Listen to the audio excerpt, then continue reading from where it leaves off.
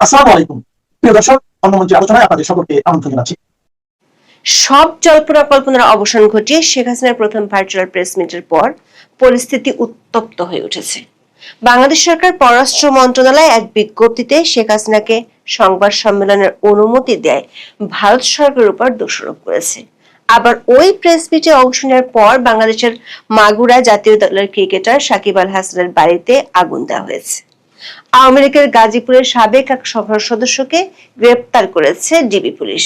তবে 2 বছর পর প্রথমবারের মতো দিল্লিতে ভার্চুয়াল লাইভ অনুষ্ঠানের সুযোগ পেয়ে সাংবাদিকদের মধ্যে শেখ হাসিনাকে প্রশ্ন করার হিড়িক পড়ে গিয়েছিল। আবার ভারতীয় সংবাদ মাধ্যমের পাশাপাশি রয়টার্সের মতো আন্তর্জাতিক সংবাদ মাধ্যমও এই অনুষ্ঠান এবং শেখ হাসিনার বক্তব্য সম্প্রচার করেছিল। সেখানে বিশ্বব্যাপী শেখ হাসিনার বক্তব্য ব্যাপকভাবে প্রচারিত হয়, যে কারণে বাংলাদেশে দেশটির সরকার স্থানীয় গণমাধ্যমের উপর নিষেধাজ্ঞা দেওয়ার বিষয়টি বিফলে গেল।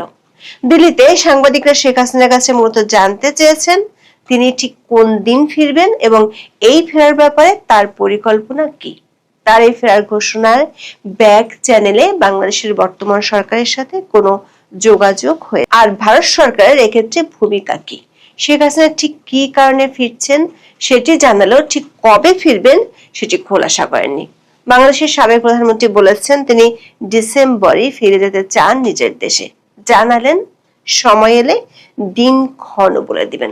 তিনি দাবি করেছেন রিকনসিলিয়েশন বা জাতীয় ঐক্য প্রতিষ্ঠা করার দরকার বলে তিনি ফিরবেন। তিনি আওয়ামী লীগের কার্যক্রমের উপর নিষেধাজ্ঞা তুলে নেওয়া সহ বেশ কয়েকটি দাবিও তুলে ধরেছেন। প্রশ্ন হলো, শেখ হাসিনার এই প্রথমবারের মতো প্রেস মিট নিয়ে বাংলাদেশ সরকার যে প্রতিক্রিয়া দিয়েছে তাতে ভারত সরকারের পাল্টা প্রতিক্রিয়া কি হবে? তাতে কি বাংলাদেশে আবার মব সন্ত্রাস বেড়ে যাবে? বিস্তারিত জানতে চলুন যাওয়া যাক বিশ্লেষণে।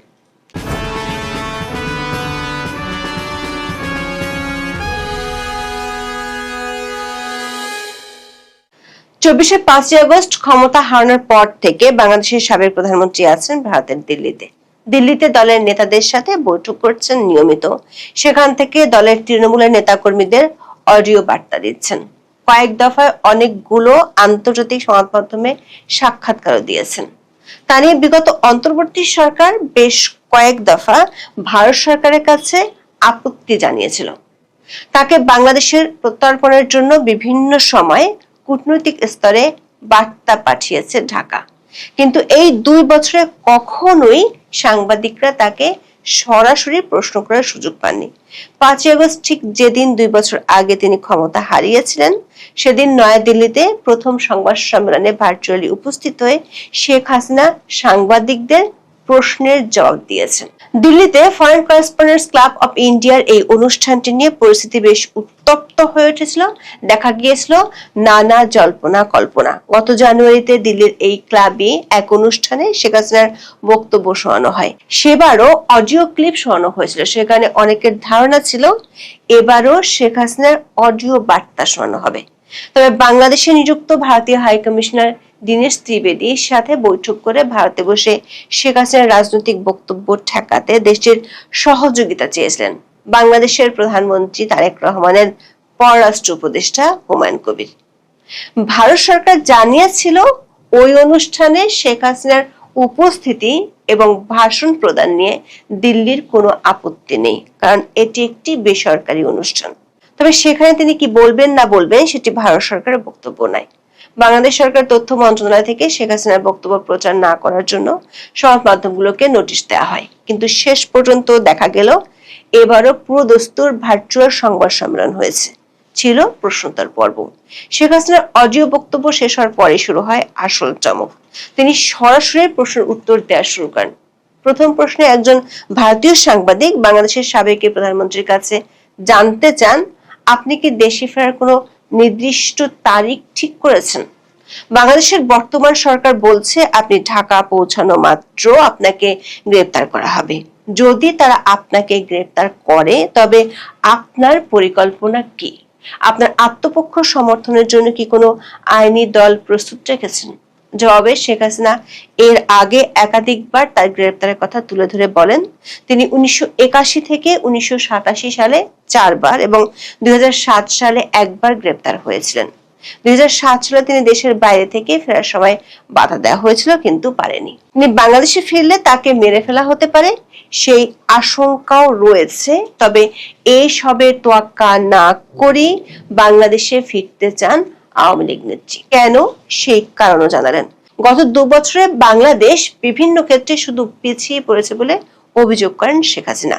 জানালেন, নিজের দেশকে এই প্রতিকূল পরিস্থিতি থেকে উদ্ধারের জন্যই বাংলাদেশে ফিরতে চান তিনি। শেখ হাসিনার দাবি, ক্ষমতায় ফেরার উদ্দেশ্য নিয়ে তিনি বাংলাদেশে ফিরছেন না, তার লক্ষ্য নিজের দেশকে সঠিক পথে ফেরানো। শেখ হাসিনা দাবি করেন, আপনাদের মতো বন্ধু এবং জনগণের সমর্থনই তার কাছে বড় শক্তি। এরপর শেখ হাসিনার ছেলে সজীব ওয়াজেদ জয় 3টি প্রশ্নের উত্তর দেন। পরে আবারও শেখ হাসিনা সাংবাদিকদের প্রশ্নের উত্তর দেন। শেখ হাসিনার কাছে সাংবাদিকরা জানতে চান তার ফেরার পরিকল্পনা নিয়ে। এক সাংবাদিক প্রশ্ন রাখেন, সারা বিশ্বের মানুষ জানতে চায় আপনি কবে ফিরছেন? আপনি ডিসেম্বরে ফেরার কথা বলেছেন, আপনার মূল পরিকল্পনাটা কি? উত্তরে শেখ হাসিনা বলেন, তিনি ঘোষণা করেছেন তিনি বাংলাদেশে যাচ্ছেন।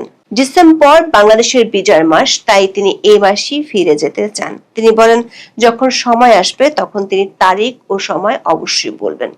শেখ হাসিনা দাবি করেন, বাংলাদেশে এখন এক গভীর সংকট চলছে, দেশের অর্থনীতি ধ্বংস হয়ে গেছে, মানুষের কোনো সাংবিধানিক অধিকার নেই, কেউ কথা বলতে পারছে না, দেশের মানুষ অনেক কষ্ট সহ্য করছে এবং তিনি এটা মেনে নিতে পারছেন না। বাংলাদেশে এখন একটি জাতীয় ঐক্য বা রিকনসিলিয়েশন দরকার এবং সাংবিধানিক ধারা পুনরুদ্ধার করা প্রয়োজন। তিনি গণতন্ত্র ও ধর্মনিরপেক্ষতায় বিশ্বাসী এবং সেই হারানো গর্ব ফিরিয়ে আনার জন্যই তিনি ফিরতে চান বলে সাংবাদিকদের জানান। দর্শক, প্রথমবারের মতো শেখ হাসিনা বাংলাদেশে রিকনসিলিয়েশন দরকার এমন মত দিয়েছেন। বাংলাদেশের সাবেক প্রধানমন্ত্রীর কাছে আরেকটি প্রশ্ন ছিল তার ফেরার ব্যাপারে। ব্যাক চ্যানেলে বাংলাদেশ সরকারের সাথে কোনো আলোচনা হয়েছে কিনা এবং এ ব্যাপারে বাংলাদেশ সরকারের ভূমিকা কি। শেখ হাসিনার কাছে সাংবাদিকরা প্রশ্ন রাখেন, ফেরার আগে সরকারের সাথে কোনো গোপন আলোচনা বা কোনো তৃতীয় পক্ষের মধ্যস্থতা চায় কিনা। বাংলাদেশের বর্তমান সরকার তার বক্তব্যের উপর নিষেধাজ্ঞা জারি করেছে। এমত অবস্থায় তিনি মানুষের সাথে কিভাবে যোগাযোগ করবেন? জবাবে শেখ হাসিনা এবং তার ছেলে সজীব ওয়াজেদ জয় বলেছেন, তার ফেরার ব্যাপারে কারোর সাথে কোনো যোগাযোগ হয়নি। আর ভারত সরকারের ভূমিকা সম্পর্কে শেখ হাসিনা বলেছেন, ভারত বাংলাদেশের একটি বন্ধু দেশ। 1971, 1975 বা বর্তমানের যে কোনো দুর্যোগকালীন পরিস্থিতিতে ভারত সবসময় বাংলাদেশের পাশে দাঁড়িয়েছে এবং আশ্রয় দিয়েছে। তবে তার ফেরার বিষয়টি সরকারের উপর নির্ভর করে না, তিনি তার দেশের মানুষের জন্য ফিরছেন। শেষ দিকে একজন সাংবাদিক প্রশ্ন করেন, আপনি বলেছেন আপনি যদি ফিরে যেতে সক্ষম হন তবে আপনি কারাগারের মুখোমুখি হতে রাজি আছেন, কিন্তু বাংলাদেশ সরকার যদি আপনাকে ঢুকতে না দেয় তাহলে কি করবেন? এই প্রশ্নের জবাবে শেখ হাসিনা বলেছেন, তিনি ঠিক করেছেন তিনি দেশে ফিরে যাবেন। কখন যাবেন সেই দিনক্ষণ সময় আসলে জানাবেন, আর সরকার কি পদক্ষেপ নেবে সেটা তাদের ব্যাপার। তার ফিরে যাওয়া নিয়ে ভারত ও বাংলাদেশ সরকারের মধ্যকার কোনো আলোচনা হয়েছে কিনা সে প্রসঙ্গে শেখ হাসিনা বলেন, সরকার থেকে সরকারের যোগাযোগ ভিন্ন বিষয়। তিনি দাবি করেন, তিনি যখন ভারতে যান তখন জানতেন না ভারতে যাচ্ছেন। তিনি ডিসেম্বরে নিজ দেশের মানুষের কাছে ফিরে যাবেন। সংবাদ সম্মেলনে একজন সাংবাদিক জুলাই আন্দোলনে সংঘটিত হত্যাকাণ্ডে ক্ষমা চাওয়া কিংবা অনুতপ্ত হওয়া নিয়ে প্রশ্ন রেখেছেন। এই প্রশ্নটির উত্তর দেন শেখ হাসিনার ছেলে সজীব ওয়াজেদ জয়। জয় দাবি করেন, একদিকে জুলাইয়ে পুলিশ ও আওয়ামী লীগের নেতাদের হত্যাকাণ্ডগুলোকে ইন্ডেমনিটি দেওয়া হয়েছে, আর একদিকে বলা হচ্ছে আওয়ামী লীগকে ক্ষমা চাইতে হবে। জয় প্রশ্ন রাখেন, আপনি হত্যার একটি সেট বৈধতা দিবেন, অন্য সেটের জন্য কাউকে ক্ষমা চাইতে হবে, এটা কতটুকু নৈতিক ও আইনসম্মত? তিনি বলেন, পুলিশ ও আওয়ামী লীগের নেতা কর্মীদের হত্যাকারীদের ইন্ডেমনিটি বাতিল না করলে আওয়ামী লীগের ক্ষমা চাওয়ার মতো কিছুই নেই। প্রশ্নটার আগে শেখ হাসিনা সাংবাদিকদের উদ্দেশ্যে বক্তব্য দেন। শেখ মুজিবের কন্যা বলছি, এভাবেই নিজের বক্তব্য শুরু করেছেন বাংলাদেশের সাবেক প্রধানমন্ত্রী। বক্তব্যে মোহাম্মদ ইউনূসকে তোপ দাগিয়েছেন, একই সঙ্গে কটাক্ষ করেছেন বর্তমান তারেক রহমানের সরকারকেও। শেখ হাসিনা জুলাই আন্দোলন এবং গত 2 বছরের চিত্র তুলে ধরে প্রশ্ন রাখেন, আপনারা আসলে কি পেলেন? আপনারা কি গণতন্ত্র পেয়েছেন? আপনারা কি নিরাপত্তা পেয়েছেন? আপনারা কি বাক স্বাধীনতা পেয়েছেন? জিনিসপত্রের দাম কি কমেছে? সাধারণ পরিবারগুলো কি নিত্য প্রয়োজনীয় জিনিসপত্র কিনতে পারছে? মানুষ কি নিরবচ্ছিন্ন জ্বালানি ও বিদ্যুৎ পাচ্ছে? অর্থনীতি কি শক্তিশালী হয়েছে? গত 2 বছরে কি আপনারা বিন্দু মাত্র উন্নয়ন দেখেছেন? নারীরা কি নিরাপদ? শিশুরা কি নিরাপদ? সংখ্যালঘুরা কি নিরাপদ? সাংবাদিক, শিক্ষক, শিল্পী ও বুদ্ধিজীবীরা কি নিরাপদ? বাংলাদেশ সমৃদ্ধি, মর্যাদা ও আত্মবিশ্বাসের দিকে এগিয়ে যাচ্ছিল। আগস্ট 2024-এর পর এটিকে ভয়, প্রতিশোধ, কষ্ট ও অনিশ্চয়তার দিকে ছেড়ে দেওয়া হয়েছে বলে দাবি করেন তিনি। শেখ হাসিনা বলেন, তিনি বিশ্বাস করেন বাংলাদেশের জাতীয় ঐক্যের বা রিকনসিলিয়েশনের প্রয়োজন রয়েছে। তিনি মনে করেন দেশের ক্ষতের উপশম প্রয়োজন, কিন্তু ঐক্যের অর্থ কখনো বিচারহীনতা বা ইম্পিউনিটি হতে পারে না। যারা দেশের বিরুদ্ধে ষড়যন্ত্র করেছে, অপরাধ করেছে এবং মানুষের কষ্টের কারণ হয়েছে, তাদের সঠিক আইনি প্রক্রিয়ার মাধ্যমে বিচারের মুখোমুখি করতে হবে। ভুক্তভোগীদের আইনি সুরক্ষা এবং যথোপযুক্ত ক্ষতিপূরণ পেতে হবে, এমন দাবি করেছেন তিনি। শেখ হাসিনা বলেন, বাংলাদেশের এই সংকট কেবল কোনো অভ্যন্তরীণ সংকট নয়, এটি আঞ্চলিক শান্তি, নিরাপত্তা, বাণিজ্য, উন্নয়ন ও মানব মর্যাদাকে প্রভাবিত করে। সে কারণে তিনি আন্তর্জাতিক সম্প্রদায় এবং বাংলাদেশের সকল বন্ধুভাবাপন্ন দেশকে আহ্বান জানান যেন তারা গণতন্ত্র, বিচার ও শান্তির জন্য বাংলাদেশের মানুষের এই সংগ্রামে পাশে দাঁড়ায়। একটি স্থিতিশীল বাংলাদেশ দক্ষিণ এশিয়ার জন্য, বঙ্গোপসাগরের জন্য, উন্নয়ন সহযোগীদের জন্য এবং গণতন্ত্র, আইনের শাসন ও বিচারে বিশ্বাসী সকল দেশের জন্য অত্যন্ত গুরুত্বপূর্ণ। আগামী দশকটি পুনরুদ্ধার ও পুনর্জাগরণের দশক হতে পারে, তবে তা কেবল তখনই সম্ভব যদি গণতন্ত্র পুনরুদ্ধার করা হয় এবং জনগণকে তাদের নিজেদের ভবিষ্যৎ নির্ধারণের সুযোগ দেওয়া হয়। সে কারণে তিনি কিছু দাবি তুলে ধরেছেন। প্রথমত, আওয়ামী লীগের উপর থেকে নিষেধাজ্ঞা প্রত্যাহার করতে হবে, রাজনৈতিক বন্দীদের মুক্তি দিতে হবে, মিথ্যা মামলা প্রত্যাহার করতে হবে, বাক স্বাধীনতা ফিরে দিতে হবে, সংবাদপত্রের স্বাধীনতা রক্ষা করতে হবে, বিচার বিভাগের স্বাধীনতা নিশ্চিত করতে হবে, আইন শৃঙ্খলা রক্ষাকারী বাহিনীকে জনগণের সেবা করতে দিতে হবে। শেখ হাসিনার বক্তব্য আন্তর্জাতিক মিডিয়ার বদলতে সারা বিশ্বের মানুষ শুনেছে। সরকারের শীর্ষ মহল থেকে শুরু করে বাংলাদেশের মানুষের মধ্যেও তার এই বক্তব্য দেয়া নিয়ে অনেক আগ্রহ ছিল। এদিকে শেখ হাসিনার এই প্রেস মিটের পর প্রতিক্রিয়া জানিয়েছে বাংলাদেশের পররাষ্ট্র মন্ত্রণালয়। মন্ত্রণালয়ের বিজ্ঞপ্তিতে বলা হয়েছে, নয়াদিল্লিতে শেখ হাসিনাকে সরাসরি কথা বলার সুযোগ দেওয়ায় বাংলাদেশ তীব্র ক্ষোভ প্রকাশ করছে। সেখানে তিনি ও তার সহযোগীরা বাংলাদেশ রাষ্ট্র ও জনগণের বিরুদ্ধে বিষোদ্গার করেছেন বলে অভিযোগ করা হয় বাংলাদেশ সরকারের পক্ষ থেকে। বিজ্ঞপ্তিতে বলা হয়, দ্বিপাক্ষিক সম্পর্ক পুনর্গঠনের ক্ষেত্রে এই ঘটনার সম্ভাব্য প্রভাব নিয়ে ভারত সরকারের কাছে আগেই উদ্বেগ জানানো সত্ত্বেও এই প্রকাশ্য অনুষ্ঠানটি আয়োজনের অনুমতি দেওয়ায় ঢাকা গভীর দুঃখ প্রকাশ করছে। বাংলাদেশ সরকার বলছে, যেদিন বাংলাদেশের জনগণ জুলাই বিপ্লবের 2য় বার্ষিকী পালন করছে, সেদিন ভারতীয় ভূখণ্ডে শেখ হাসিনার এই কথোপকথন বাংলাদেশের সার্বভৌমত্বের প্রতি অবমাননা এবং জুলাই বিপ্লবে শহীদদের প্রতি চরম অপমান হিসেবে গণ্য হচ্ছে। পররাষ্ট্র মন্ত্রণালয়ের এই বিজ্ঞপ্তিতে বলা হয়েছে, যে কোনো অজুহাতে শেখ হাসিনাকে গণমাধ্যমের সাথে প্রকাশ্যে কথা বলার সুযোগ দেওয়াটা দেশটির জনগণের আবেগে গভীর আঘাত আনে এবং বাংলাদেশ ও ভারতের মধ্যে সৌহার্দ্যপূর্ণ দ্বিপাক্ষিক সম্পর্ক উন্নয়নের পথে অন্তরায় হয়ে দাঁড়ায়। আবার শেখ হাসিনার এই প্রেস মিটের পরপরই বাংলাদেশের মাগুরায় জাতীয় ক্রিকেট দলের সাবেক অধিনায়ক ও কার্যক্রম নিষিদ্ধ আওয়ামী লীগের সাবেক সংসদ সদস্য সাকিব আল হাসানের মাগুরার বাড়িতে হামলা ও ভাঙচুর হয়েছে। বুধবার রাত 9টার দিকে মাগুরা শহরের কেশব মোড় এলাকায় সাকিবের পৈতৃক বাড়িতে এই হামলার ঘটনা ঘটে বলে সদর থানার ওসি আব্দুল্লাল মামুন জানান।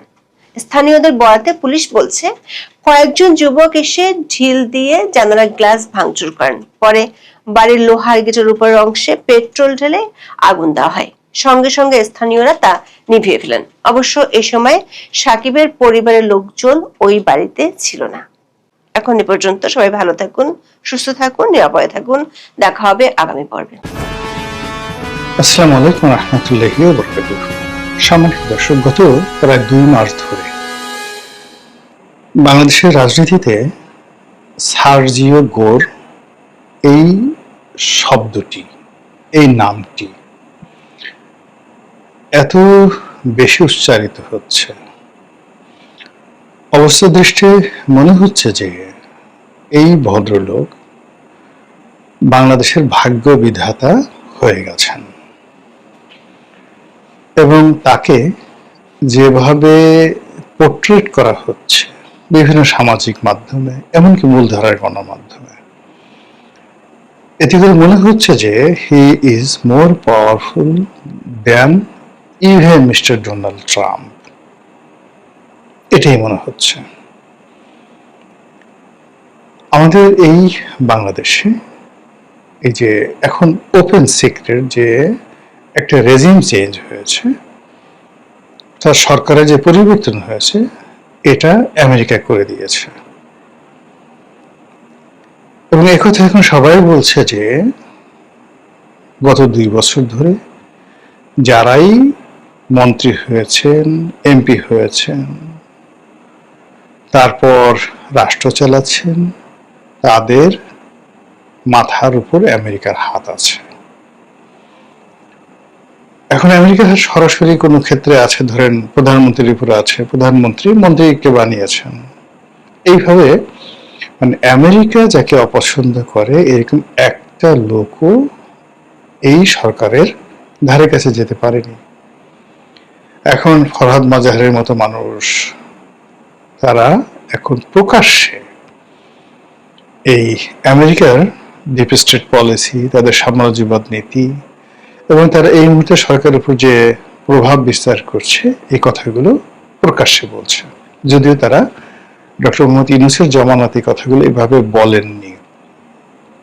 তারা চেয়েছিলেন ইউনূসকে সাস্টেন করানোর জন্য, কিন্তু এখন তারা বলছেন যে আমরা যতই তাকে ভালো বলার চেষ্টা করেছি, কিন্তু আমেরিকা থেকে যেভাবে কল কাঠিয়ে নিয়েছেন সেভাবে ইউনূস আসলে অ্যাক্ট করেছেন বা রিঅ্যাক্ট করেছেন। আবার তারা এখন বলার চেষ্টা করছেন এই গ্রুপটি, জনাব ফরহাদ মাজাহার এবং তার সঙ্গে তার যারা ভক্ত মুরিদান রয়েছেন, তাদের বক্তব্য হল জনাব তারেক রহমান সাহেব is a extended version or element of doctor Mohammad Yunus, nothing more. এটা ইউনূস প্লাস গভর্নমেন্ট, এটা আমেরিকা ডিপ স্টেট ভার্সন 2, এইভাবে তারা বলার চেষ্টা করছেন। তো সেই কারণে বারবার এই সার্জিও গোরের কথাগুলো আমাদের সামনে চলে আসছে। আর সার্জিও গোরের এই বক্তব্য সামনে আনার আগে আমাদের দেশের 2টো নাম, একটা হলো পিটার ডিহাস আর একটা হলো ডোনাল্ড লু। তার মধ্যে মিস্টার ডোনাল্ড লু, তিনি বাংলাদেশের রেজিম চেঞ্জ করেছেন, পাকিস্তানের রেজিম চেঞ্জ করেছেন, শ্রীলঙ্কার রেজিম চেঞ্জ করেছেন এবং এটা মানে ক্লাইভকে যেভাবে পাক ভারত উপমহাদেশে ইতিহাসের একজন পট পরিবর্তনকারী, আপনি যেভাবে বলেন না কেন, পট পরিবর্তনকারী হিসেবে বিবেচনা করা হয়, তার চাইতেও মিস্টার ডোনাল্ড লু আমাদের এই পাক ভারত উপমহাদেশে তার এই রেজিম চেঞ্জের পলিসির কারণে অমর হয়ে থাকবেন। আপনি দেখেন পুরো মধ্যপ্রাচ্যের প্রথম মহাযুদ্ধের সময়টিতে অটোম্যানদের পতন, ওখানে ইংরেজদের রাজত্ব, ইউরোপীয়দের রাজত্ব এবং আজকে এই যে প্রথম মহাযুদ্ধ থেকে আজকে যে পুরো ইউরোপ এবং আমেরিকা পুরো মধ্যপ্রাচ্য যে শোষণ করেছে, সেই শোষণের যে নায়ক, যিনি এই পুরো জিনিসটাকে কুক করেছেন, তিনি একজন কর্নেল ছিলেন ব্রিটিশ গোয়েন্দা সংস্থা MI6। আপনারা জানেন যে তাদের 2টো গোয়েন্দা সংস্থা রয়েছে, MI6 এবং MI5। দেশের মধ্যে যে গোয়েন্দা সংস্থাগুলো চালায় জাস্ট এনএসআই এর মতো, সেটা হলো MI5, আর ঠিক CIA এবং রয়ের মতো দেশের বাইরে যে সকল অপারেশন চালায় সেটা হলো MI6। তো এরকম MI6 এর একজন কর্নেল, তিনি একেবারে 10 বছর মরুভূমিতে গিয়ে মরুভূমির একেবারে রীতিমতো হুজুর হয়ে গেলেন, মুসলমানের মধ্যে মিশে গেলেন এবং এত ভালো আরবি জানতেন যে বেদুইনরা, বড় বড় বেদুইন গোত্র, মানে তাদের সাথে তাদের সম্পর্কটা হয়ে গেল। আরো ডিটেলস, মানে এখানে তার দুটো, একটা তো তার এই কাহিনী নিয়ে একটা খুব বিখ্যাত, মানে যাকে বলে ব্লকবাস্টার একটা সিনেমা হয়েছে, দ্য লরেন্স অফ অ্যারাবিয়া, সেটা দেখতে পারেন। আর তার কাহিনী বর্ণনা করে বিখ্যাত রোড টু মক্কা একটা বিখ্যাত বই আছে। এই বইতে আবুল আসাদ, যিনি লেখক, তিনি এই চমৎকারভাবে লরেন্স অফ অ্যারাবিয়ার কাহিনী বর্ণনা করেছেন। তো এই লরেন্স অফ অ্যারাবিয়াকে নিয়ে যেভাবে চলচ্চিত্র হয়েছে, আগামীতে দেখবেন যে এই ডোনাল্ড লুকে নিয়ে এরকম চলচ্চিত্র হবে। একটা তিনটে গভর্নমেন্টকে রীতিমতো ফেলে দিয়েছে, 4টে গভর্নমেন্টকে, পাকিস্তান, শ্রীলঙ্কা, নেপাল, বাংলাদেশ, 4টে দেশের রেজিম চেঞ্জ করে ফেলেছে একজন লোক, ডোনাল্ড লু। It's not a matter of joke.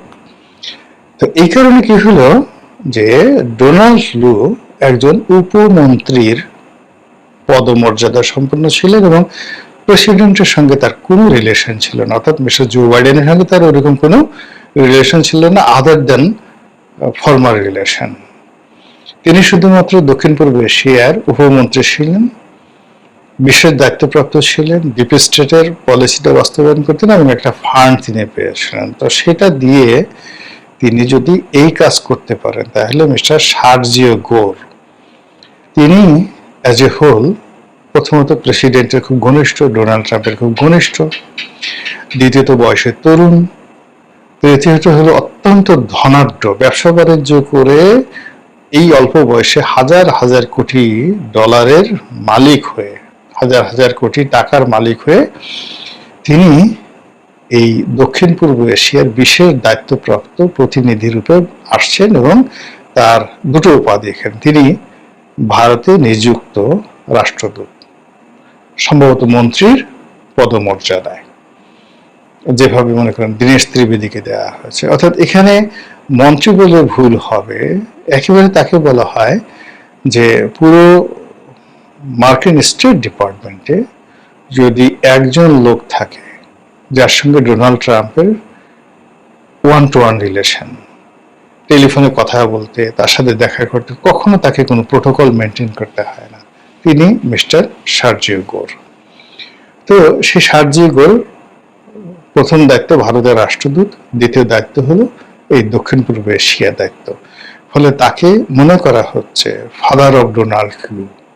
Donald লুর যে father, Donald Lu regime change করে গেছে, কিন্তু চেঞ্জ করে রেজিমে আপনার সাম্রাজ্যবাদী নীতিগুলো প্রতিষ্ঠা করা, যেমন রবার্ট ক্লাইভ রেজিম চেঞ্জ করেছেন, কিন্তু এখানে মৌল যে ভিত্তি তিনি করেছেন লর্ড ওয়ারেন হেস্টিংস। সেই লর্ড ওয়ারেন হেস্টিংস, যিনি কোম্পানির শাসনের একটা প্রথম গভর্নর জেনারেল, প্রথমে গভর্নর হয়ে আসছেন, তারপরে গভর্নর জেনারেল হয়ে আসছেন 2 দফা, লর্ড ওয়ারেন হেস্টিংস। তো সেই দিক থেকে যদি ডোনাল্ড ট্রাম্পকে আপনি ক্লাইভের সঙ্গে তুলনা করেন, তাহলে মিস্টার সার্জিও গোরকে আপনি তুলনা করতে পারেন ওয়ারেন হেস্টিংস, যিনি আমেরিকান যে পলিসি সেটাকে বাণিজ্যতে রূপ দেওয়া। আমেরিকান যে পলিসি, সেই পলিসি যেহেতু তার তাবেদারি সরকারগুলো এখন এই সকল দেশে আছে, ফলে এই সরকারের উপরে আমেরিকার মিলিটারি পলিসি, সামরিক পলিসিগুলো চাপিয়ে দেওয়া। এখানে আমেরিকার যে কৌশলগত দিকগুলো রয়েছে, কৌশলগত দুটো দিক আছে। প্রথম দিক হলো যে স্থল কেন্দ্রিক, ভূতাত্ত্বিক, মানে ভূমি সংক্রান্ত যে তত্ত্ব এবং ওটাকে ভূ রাজনৈতিক, আর এটা হলো ব্লু পলিটিক্স, মানে সমুদ্র জল, যেটাকে অনেকে মানে সেই ব্লু ইকোনমি বলে, সেই ব্লু ইকোনমির ক্ষেত্রে হলো ব্লু পলিটিক্স। তো জিও পলিটিক্স মানে ভূমি থেকে ভূমি, আর এটা হলো ব্লু পলিটিক্স। তো এখন ব্লু পলিটিক্স হলো এখানে ইন্দো প্যাসিফিক, তাদের যে কৌশলগত ইন্দো প্যাসিফিক যে তাদের প্রযুক্তি রয়েছে, অর্থাৎ প্রশান্ত মহাসাগর থেকে আটলান্টিক, প্রশান্ত মহাসাগর থেকে ভারত মহাসাগর হয়ে মালাক্কা, যাকে বলা হয় প্রণালী হয়ে, যেটা বে অফ বেঙ্গলে ঢুকেছে। এই পুরোটা হলো তাদের জন্য একটা রাজনীতি। এখন ভূ রাজনীতিতে তারা বাংলাদেশে একটা করিডোর চাচ্ছে, সেন্ট মার্টিনে তারা একটা ঘাঁটি করতে চাচ্ছে, মায়ানমারে তারা একটা খ্রিস্টান রাষ্ট্র করতে চাচ্ছে আন্ডার দ্য বার্মা অ্যাক্ট। আর তাদের যে প্যাসিফিক কমান্ড ছিল, সেই প্যাসিফিক কমান্ডটাকে এনে তারা ইন্দো প্যাসিফিক করলো। ইন্দো প্যাসিফিককে বাদ দিয়ে এখন তাদের বে অফ বেঙ্গল, তাদের যে কৌশলগত ব্লু পলিটিক্স, সেখানে চলে আসছে। অর্থাৎ তারা সমুদ্রে তারা আধিপত্য চায় এই অঞ্চলে, এবং আধিপত্য করতে গিয়ে তারা চীনের সঙ্গে কন্ট্রাডিক্ট করতে চায় না, ভারতের সাথে কন্ট্রাডিক্ট করতে চায় না। আর কন্ট্রাডিক্ট করতে না গেলে তাহলে এই বে অফ বেঙ্গলে তারা বাংলাদেশের জলসীমা এবং মায়ানমারের জলসীমা, আমরা যেহেতু সুদু মাকড়া পার্টি, আমাদেরকে কান নড়লেও আমাদের কিছু করার নেই। ফলে আমাদের যে মহীসোফান আছে, আমাদের যে বঙ্গোপসাগরের যে অঞ্চলটুকু আমাদের কর্তৃত্বে আছে, আমাদের এবং মায়ানমারের, এই জায়গাতে তারা মাতুব্বরিটা করতে চায়। এবং এই পুরো কাজটা করার জন্য সর্বময় ক্ষমতা দিয়ে পাঠানো হয়েছে সার্জিও গোরকে। আপনি বুঝতে পারছেন ব্যাপারটা তার গুরুত্বপূর্ণ জায়গাতে। অর্থাৎ কাজ হয়ে গেছে, এখন এখানে যেখানে মিলিটারি পাঠানো দরকার মিলিটারি, যেখানে ব্যবসায়ী পাঠানো দরকার ব্যবসায়ী, যেখানে ধর্ম কর্ম ব্যাপার সেখানে আপনার যাজকরা আসবে। As a whole British East India company Lord Warren হেস্টিংসের জমানাতে যেভাবে এসেছিল, যেভাবে তারা সিভিল সার্ভিস করেছিল, যেভাবে তারা মিলিটারি সার্ভিস করেছিল, যেভাবে তারা ইংরেজি ভাষাটাকে এখানে বুঝিয়ে দিয়েছে, ঠিক সেম কাজটা এখন সার্জিও গোরের মাধ্যমে করার জন্য মিস্টার ডোনাল্ড ট্রাম্প তার সবচেয়ে পছন্দের একটা মানুষকে ভারতের রাষ্ট্রদূত করেছে। এখানে আমি আগের যে অংশটা আলোচনা করি সেটিকে যদি আপনি দেখেন, তো তাদের ফার্স্ট প্ল্যান হলো বে অফ বেঙ্গল। এখান থেকে তারা সোজা চলে যাবে মালাক্কা প্রণালীতে, যেটা ইন্দোনেশিয়ার মধ্যে আছে। ইন্দোনেশিয়া দুর্বল একটা রাষ্ট্র, এবং ভারতকে যেটা বলা হয়েছে যে ভাই তোমার সাথে আমার অন্য বিজনেস প্রবলেম আছে, যা কিছু আছে, কিন্তু বাংলাদেশ নিয়ে, মিয়ানমার নিয়ে তুমি তোমার স্বার্থ দেখো, আমরা আমাদের স্বার্থ দেখি, এখানে আমাদের কন্ট্রাডিক্ট হবে না। আমরা যে জিনিসগুলো চেয়েছি সেটা আমরা শুধুমাত্র আমাদের সেই জায়গাগুলো আছে। আর তোমরা যেটা তোমাদের সেভেন সিস্টার চাচ্ছ, মায়ানমারকে বলা হচ্ছে তোমরা যে জিনিসগুলো চাচ্ছ, কোনো সমস্যা নেই, আমরা সবাই এখানে ভাগাযোগি করে কাজ করি, কোনো প্রবলেম নেই। প্রবলেম হবে চীনের, চীন তোমাদেরও শত্রু, আমাদেরও শত্রু। তো এই জিনিসগুলো যাতে একটা ডিপ্লোম্যাটিক চ্যানেল চমৎকার ভাবে চলে, এই জন্য একেবারে বিশ্বস্ত একজন লোক মিস্টার সার্জিও গোরকে দিল্লিতে পাঠানো হয়েছে। এখন সার্জিও গোর বাংলাদেশে আসার আগে তার বহু টিম, গোয়েন্দা team, military team, FBI team, বহু টিম বাংলাদেশে হয়তো আসছে, আমরা পেপারে দেখেছি বা মানে বিভিন্ন সামাজিক মাধ্যমে দেখেছি, একটা পাসপোর্ট সহ বলে দিয়েছে অমুক লোক এত তারিখে এয়ারপোর্ট থেকে এসে সার্জিও গোর আসার আগে ওয়েস্ট ইন্ডিয়া উঠেছে, তার ডেজিগনেশন নেই। তারপরে সাবেক সিআই এর এত বড় কর্মকর্তা বাংলাদেশ দূরের কথা, ভারতও কখনো আসে না, সেই কর্মকর্তা বাংলাদেশে এসে এখন পর্যন্ত আছে কিনা আমি জানি না। তো এরকম ঘটনাগুলো ঘটেছে। তো সেই সার্জিও গোর এসে তারপর প্রধানমন্ত্রীর সাথে দেখা করেছে, খলিলুর রহমান সাহেবের দেখা করেছে, কেউ কেউ বলে আওয়ামী লীগের নেতাদের সাথে, একজন নেতার সাথে দেখা করেছে, আরো অনেক বৈঠক হয়েছে, হয়তো গোপন বৈঠক হয়েছে সেই মার্কিন রাষ্ট্রদূতের বাসায়, এবং এখনো তাদের যে সিক্রেট সার্ভিস যেগুলো সামনে চলে আসছে, সেখানে তারা এমন অনেক কিছু করতে পারে যেগুলো আমরা কল্পনা করতে পারি না। এর ফলে ওনার এই আগমনকে নিয়ে প্রচুর আলোচনা হচ্ছে, সমালোচনা হচ্ছে, এবং যারা প্রো আমেরিকান তাদের বক্তব্য হলো সরকারকে এই সার্জিওর একটা রেড সিগন্যাল দিতে আসছে। কেন চীনে গেলা, কেন এই জিনিসগুলো করছো না, কেন ওই জিনিসগুলো করছো না, কেন এটা দিচ্ছ না, কেন এটা করছো না, এই জিনিসগুলো মানে কি কি, সেটা মানবিক করিডোর হতে পারে, সেটা মিলিটারি করিডোর হতে পারে, নানা রকম কথাবার্তা হতে পারে। তো এটাকে আপনি বলতে পারেন যে এই যে হুট করে তিনি যে চলে আসলেন, এটা সার্জিওগুলোর অনেকটা সার্জিক্যাল কূটনীতির মতো, মানে ঝড়ো গতিতে আপনার হলো সার্জিক্যাল যেটা অপারেশন করা হয়, এয়ার স্ট্রাইক করা হয়, যে খুব দ্রুত সময়ের মধ্যে একটা দেশে মানে হতচকিত করে ফেলে, সে আউট অফ ইমাজিনেশন কল্পনাও করতে পারে না, কিন্তু শুধু বিমানের সাইরেনটা বাজে। তো সেক্ষেত্রে মিস্টার সার্জিও যেভাবে আসছেন, যেভাবে কথা বলছেন, এত দ্রুততার সঙ্গে মনে হয়েছে যেটা একটা কূটনীতির ঝড়, একটা কূটনীতির সার্জিক্যাল অপারেশন। এখন সেই অপারেশন তো মিস্টার সার্জিও করে গেলেন, আমরা সেটাকে কিভাবে হজম করব, কিভাবে মেনটেন করবো, সেটি দেখার বিষয়। মহান আল্লাহ আমাদের সবাইকে হিদায়াত দান করুন এবং হেফাজত করুন। আসসালামু আলাইকুম ওয়া রাহমাতুল্লাহি ওয়া বারাকাতুহু।